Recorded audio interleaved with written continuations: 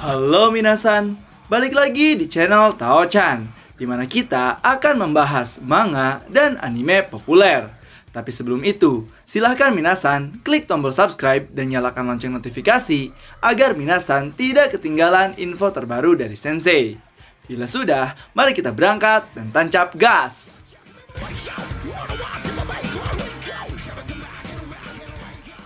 Oke minasan, pada video kali ini Sensei akan menjelaskan bagaimana karakter Jack the Ripper ini dalam manga spin-off Jack the Ripper. Yang mana yang kita tahu bahwa Jack the Ripper sendiri yang kita tahu sebagai lawan dari Hercules merupakan seorang anonimus yang mengambil nama Jack the Ripper. Tapi dia sendiri membunuh Jack the Ripper yang asli. Nah, akan seperti apakah pembahasannya? So, tanpa basa-basi lagi minasan, langsung saja kita gas ke pembahasannya. Seperti yang kita tahu minasan, setelah kemarin kita membahas spin-off Jack the Ripper, ternyata Jack yang kita tahu sebagai lawan dari Hercules bukanlah Jack the Ripper yang asli, melainkan seorang anonimus yang mengaku-ngaku sebagai Jack the Ripper. Mengapa demikian? Karena kalau kita merujuk pada kisah asli kasus Jack the Ripper sendiri di London, sampai sekarang masih belum terpecahkan oleh siapapun juga. Bahkan ada beberapa nama yang menjadi tersangka sampai mereka dijebloskan ke penjara. Namun kepolisian salah orang dan pembunuhan keji tersebut tetap berlanjut. Hingga pada akhirnya polisi bingung dan membiarkan kasus ini sampai sekarang masih belum bisa terpecahkan. Nah, mengapa demikian?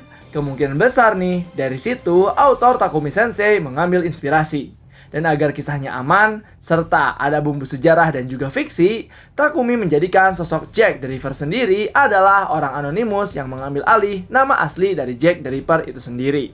Dan juga, bila kita lihat nih, motif dari Jack the Ripper asli, yaitu Luke Evans, membunuh para pelacur karena dia merasa jijik pada mereka, terutama istrinya sekaligus. Luke Evans ingin menjadi juru selamat bagi mereka.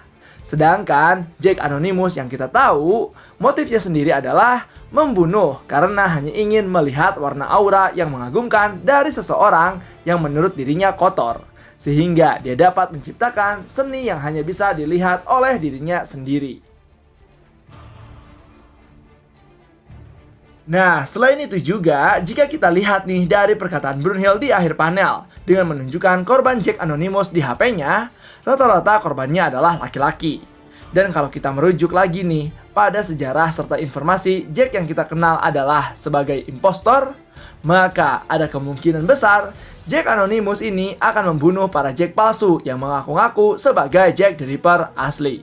Karena seperti yang kita tahu minasan, pada tahun 1888 semenjak pembunuhan para pelacur, jadi banyak sekali kasus pembunuhan di mana-mana.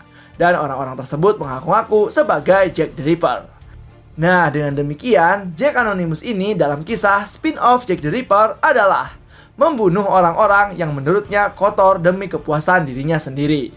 Ya, nggak jauh beda sih sama Jack aslinya. Hanya saja, motif membunuh mereka yang berbeda. Yang satu karena ingin menjadi juru selamat, tetapi yang satunya lagi, atau Jack Anonymous ini, bermotif untuk kepuasan diri sendiri demi menciptakan sebuah karya seni yang bisa dilihat oleh dirinya sendiri. Lalu, alasan apa sih yang menjadikan Jack Anonymous ini mengambil alih nama Jack the Ripper? Nah, alasannya sederhana minasan. Coba kalian perhatikan di panel akhir saat Brunhild bertanya pada Jack Anonymous ini alasan mengapa dia memakai nama Jack the Ripper. Nah, di situ terlihat Jack sendiri yang menyayangi ibunya dan membunuh ibunya sendiri. Karena di masa lalu Jack Anonymous ini pada saat melawan Hercules, ibu dari Jack sendiri merupakan seorang pelacur, begitu pula dengan para rekan-rekan ibunya. Jadi, menurutnya, untuk menghormati kematian para pelacur sekaligus mengenang ibunya, maka Jack Anonymous ini memberi nama dirinya sebagai Jack the Ripper.